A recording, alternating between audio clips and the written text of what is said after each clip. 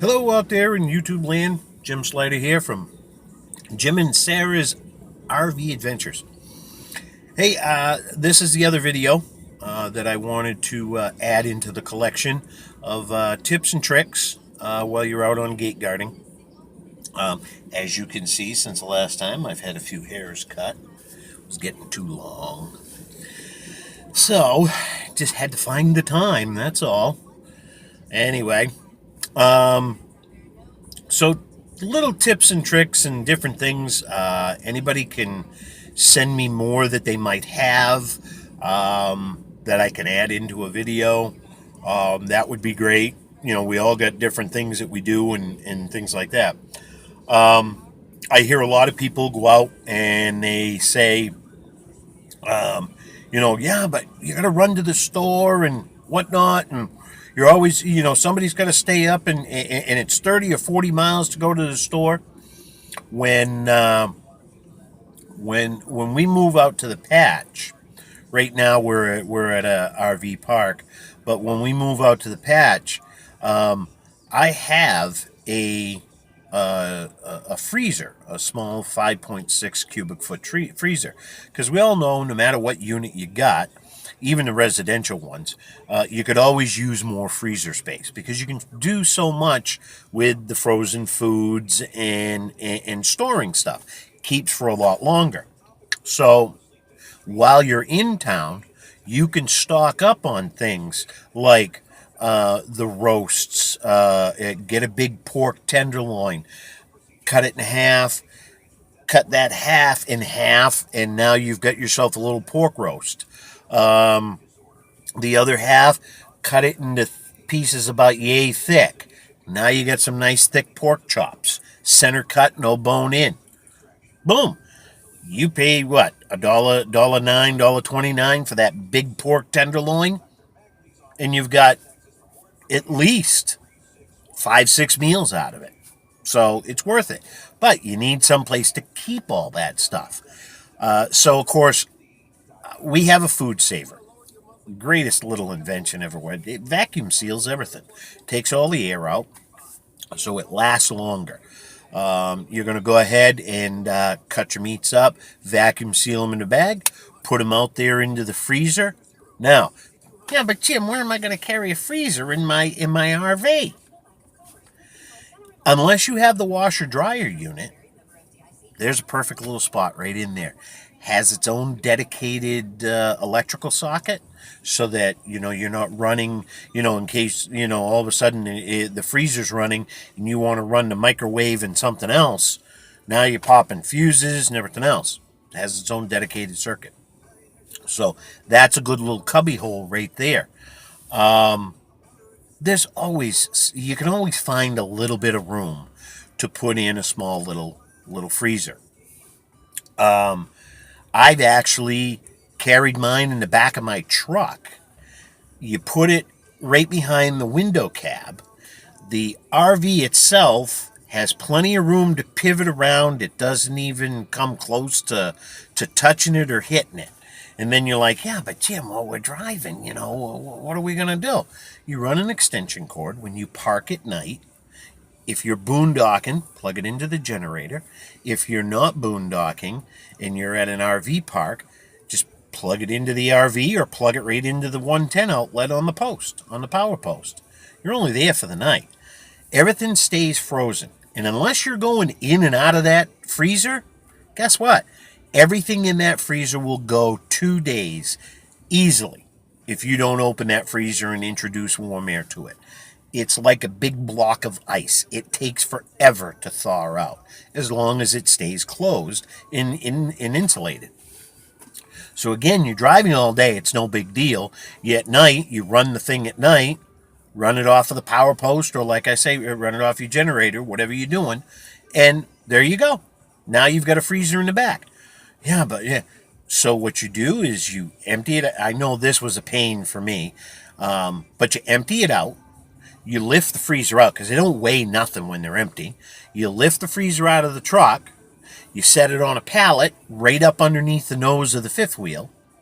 Okay, leave enough room so you can open up the door for the propane if that's where it's located. But you put it up in the front underneath the fifth wheel. It's protected from the elements and stuff like that. And then you run the extension cord over to the big generator that you backed, that's backed up to you, that's giving you the power if you're at a gate, or even if you're at an RV park. Again, you're going to be there for a little while. Put it on a pallet so it stays up out of the water. And now and what I did was I put a lock on mine, hasp and a lock, and put that right on the freezer. The freezers are only $160. I turned around my old one. I sold it for 50. I mean, really, $50. I used it for God knows how many years. No, that one I bought used for 75. And I used it for 3 years. And guess what? I spent $25. So, I mean, how can you go wrong? So anyway, the newer, more energy efficient ones, they work great. They're small. Get one that'll fit inside that spot where that is or wherever you need to. But any extra freezer space is great because, again, now you've got your meats. You've got frozen dinners. You can, if you like smoothies, you want to stay, healthy. Get your frozen produce or fruits. That's the word I was looking for. Mangoes, pineapples, strawberries. You mix a little bit batch. You make up little bags. You can put them in sandwich bags or small little freezer bags, or make bags out of your vacuum seal bags and then vacuum seal them. Throw them in there. We also got some little baskets so that, one basket is pork, another one's chicken, another one's beef, the other one's fruit, the other one's fish. You can just lift the basket out and you know what you're going for. So, I mean, that's a way to keep your a lot of stock. And then before you leave town to go out, if you let's just say you're going out for 2 months, okay? Buy a case of corn, a case of go to Sam's Club, Costco, or even HEB has some in bulk.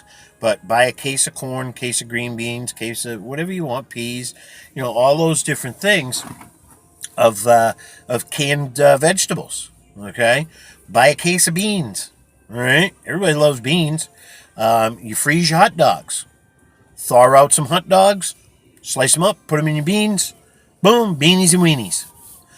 I'm not. Everybody thinks you don't. If you stop and realize you don't eat that much, 3 meals a day. Of course, you're going to need eggs. I used to work at a chicken farm. Okay, I used to deliver eggs for a living. Did it for 2.5 years. I used to deliver in and around Boston all the time. And I will tell you this: when you buy eggs at the store, okay, look at the date on them. All right. Normally, you've got a good amount of time. Those eggs are fine, and even after that date, they're still fine. The one way I found to truly determine whether or not you have a bad egg is take some water, take a bowl of water, and you set the egg in the water. If the egg floats, okay, throw it away. It's a bad egg. Simple little trick. That's all it is. So you can buy. I got, 2 18-packs. That's 36 eggs. All right. Do you have to eat eggs every day? No. Grits, cereal one day. Okay. Maybe you are somebody that needs 2 eggs a day. Well, you know what? That's 36 eggs, 2 eggs a day. That's what, 18 days? Okay. 3 weeks. Roughly 3 weeks. So every 3 weeks, you're going to run to the store to get eggs. Of course, milk. Now, my wife's lactose intolerant, so we switched over and we use Lactaid. Of course, Walmart doesn't sell it in gallons, at least not the Walmart I've shopped at, but HEB does. get a gallon of Lactaid. Gallon of Lactaid, believe it or not, the date on it. Okay, I bought mine in the middle of May, and the date on it was for the end of June.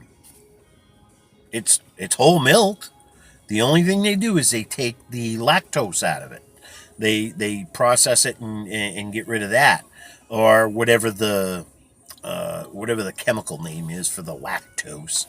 But they pull that out, and I guess the way they package it and they process it, it gives it that length of time. I've always been a finicky milk drinker. I will not drink 2% milk. I will not drink 1% milk. You might as well just hand me, milk flavored water by giving me that stuff. I mean, come on, 1%. So what is it, 1% milk to the rest of the gallon of water? If I want to spend that much money for a gallon of water, trust me, I can make my own at home. So anyway, Lactaid's a good choice. Not a big fan of the nut juices, nut milk, almond, soy, soy's a bean, but just, I don't know. So anyway, Lactaid, that's a good option if you want, plus if you're lactose intolerant, it works great. But Lactaid, long shelf life.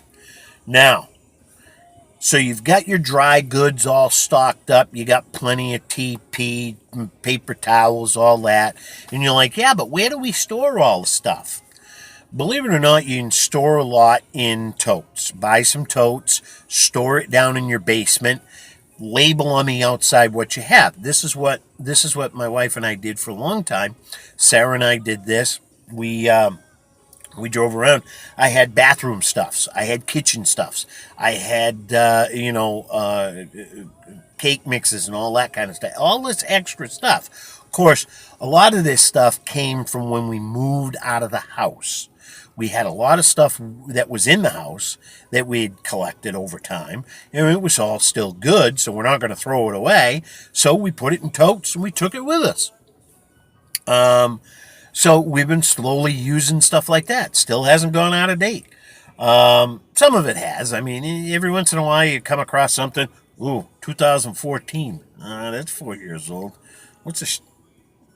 yeah, that's good stuff. We can eat it. It's all right. Or you look at it and go, no. I have a cast iron stomach pretty much, so just shovel it in. It's good. I think it was all the years of eating paste in school. Just kind of coated the inside of my stomach. All right, so back on track here. We've got your freezer goods. A good way to seal everything up is your food saver storage space. So now you've got all of your dry goods. You got all of that. You're good to go. You got your pantry. You got everything you need. You can go out there. But then you say, yeah, but Tim, what are we going to do about the fresh fruits? I enjoy my fresh fruits like my blueberries, like I do.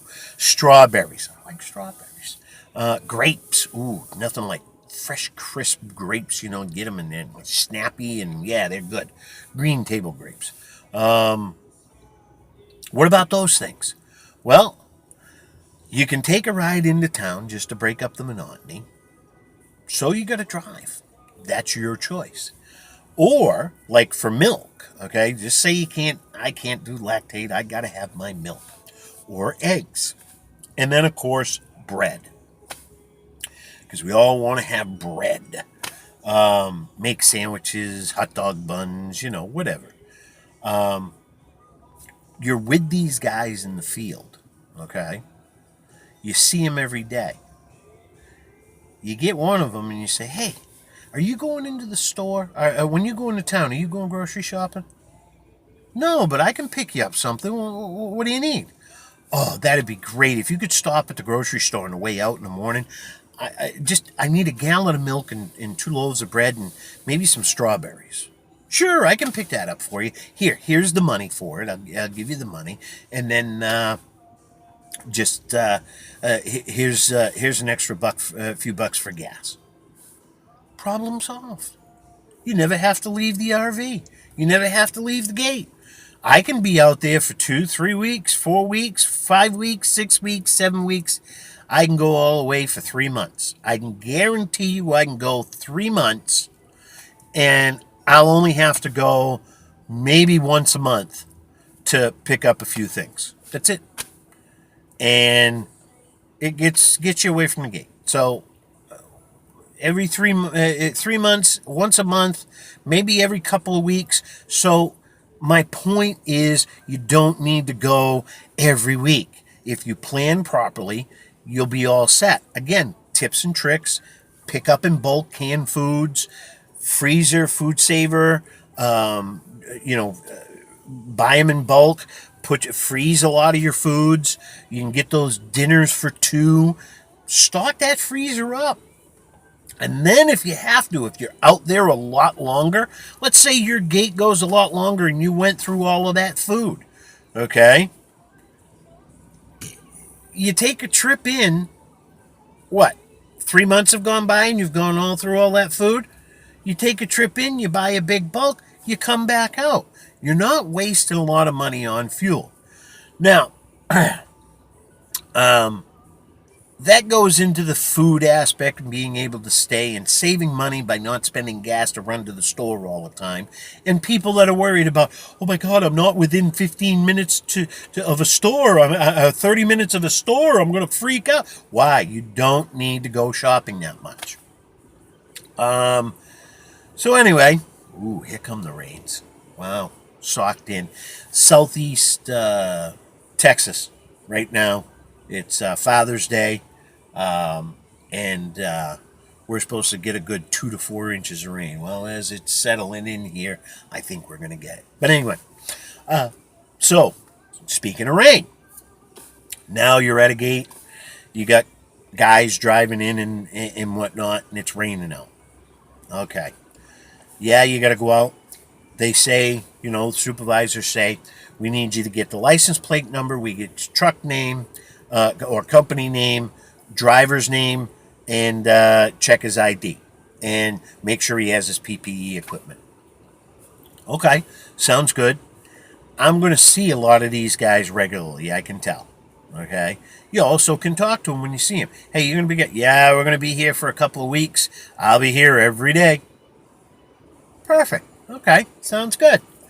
Let me write down all your info. All right, got it. Now, you make a list. Up for the different companies. You see them coming. You look at your sheet now. Okay, it's on a clipboard. It's covered with a piece of plastic so it doesn't get all messed up in the rain. Look at it and you go, okay, license plate number. He's got the same truck, same company. It's him. Let me just peek my head in, so you run out there. Hey, Bob, how you doing? Yeah, got all your PPE? Yep, good. All right, see you later, thanks. He's through the gate. You're not out in the rain for a long time, taking down the same information that you're going to take down every single time.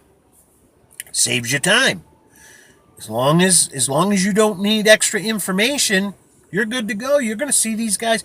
And what's nice about it is, and they're going to like it, is the fact that you're not holding up the gate. They want to get in. They want to get to work. Okay? They're not all going to come in spaced out perfectly. All right? So that also leads to, back when I was talking about, do you want to be a gate guard? 250 vehicles per day going through the gate. Well, you know what? You're going to get a bunch of them. And we figured it out to what? 3 vehicles every hour or something like that. 8 vehicles per hour, whatever it is. Well, if you get 8 vehicles within 4 minutes, well, you got 54 minutes now, So there's going to be those long breaks. And then, of course, it's going to be evenly spaced out. But you're going to get those early morning and at the end of the day, change of shift type things where you're going to get hit pretty heavy. which, in my mind, okay, you know that the change of shift is coming.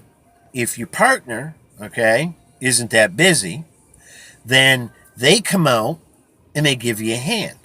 So while you're writing down one truck, she's writing down the other truck, or he, your partner, they're writing down the information on the truck behind you. By the time both of you are done, two trucks go through. Same process. Boom, boom. Or somebody's taking care of trucks going out, somebody's taking care of trucks coming in. Works both ways. Now you're not sitting there with long lines.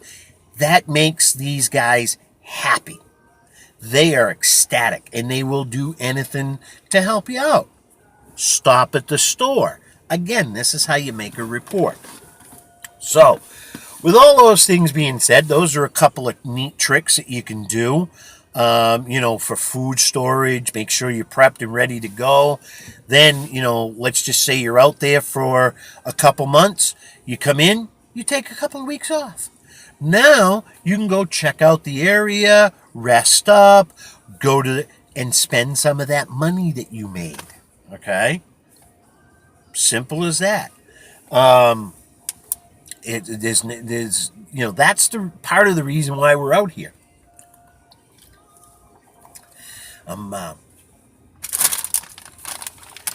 Chili cheese fruit. Anyway, that's why my throat was getting dry. But anyway, folks, those are a couple of tips right there. I know one guy. He's got PVC. He sets up like a little Quonset hut next to his Class A. He's got his chair out there and whatnot. He's got an air conditioner, keeps it nice and cool in there. He's got a little screen door that he built, put up a door frame, got a screen door. And he sees the guys coming, he goes right out, takes care of business, comes back in, air conditioned. That way there he's not going in and out of the RV. Okay? That's one thing you want to try and think of, is because whoever's inside the RV is most likely sleeping. So going in and out with the door, unless they're a real sound sleeper, like I am, you're going to be waking them up. And then they're going to get grumpy, and then it's not going to be a happy time. And then the next thing you know, you're going to be arguing and fighting, and gate guarding's not for you. If you think about it and you do things right, I'm not saying everything is right. Because I know somebody, but, just because you said it doesn't mean it's right. Unfortunately, that's the world we live in. They take every word literally.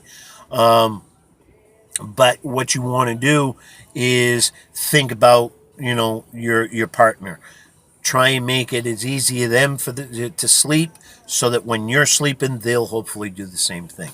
I've told my wife numerous times, honey, just close the bedroom door. You can go out there, start the vacuum, wash dishes, watch TV. I am not going to wake up. And, they mow the lawn at the RV park. I went out the other day. Oh, hey, they mowed the lawn while I was sleeping. They're less than 5 feet away from the, what do you call it? The slide out for the bedroom. The noise level doesn't wake me. I sleep like a log. But, so that's what I've got right now for a couple of tips and tricks as far as your food goes, storing up on things like that, so that when you go out there, you don't have to make as many trips. The other thing we talked about was the clipboard, so that you're saving time for not only the guys going in and out, but, it makes your life easier, makes their life easier. Everybody's happy, and people do things. We've seen it all posted on there. Some guys will stop and they'll bring food over to the gate guard. Hey, great, that's how you make friends and whatnot like that. Plus, if the crew likes you, then every time they move to a new gate, they may request you. You could follow along with them, and as long as they're working, you're working, which means you're making money. That's what it's all about when you're work camping. That's part of a definition of work camping. So, folks, I hope some of the tips helped out. I'm trying to think of any that I might have that I might come across or forgot about that I wanted to discuss. I can't think of them right now. I'll let you know. I'll post another video with some more. Also, send me your comments. Send me your tips and tricks, and I'll put them all together and get them out there. Share them with the rest of the world. All right, guys. Thanks again. If you know somebody that's in gate guarding or thinking about getting gate guarding, go ahead, share these videos, have them subscribe to the YouTube page if they want. If they don't, that's fine. Like our Facebook page at Jim and Sarah's RV Adventures. We're not posting as much right now because we're just kind of doing our thing, making money. So that way come next April, we're out of here. We're gone. We're going to take some of our funds, our money that we've saved up. We've paid off all the bills, so we don't have to worry about working. And we're going to spend the summer next year just traveling around doing whatever it is. And we'll post from there. Hey, we went to Mount Rushmore. Look, there's a big hole in the ground. They call it the Grand Canyon. Things like that. Myself, I'm looking forward to the world's largest frying pan and ball of twine. Those are my goals. That's on my bucket list. All right, folks. Have a great day. Be kind to one another, and we'll catch you out here again. Thanks for listening.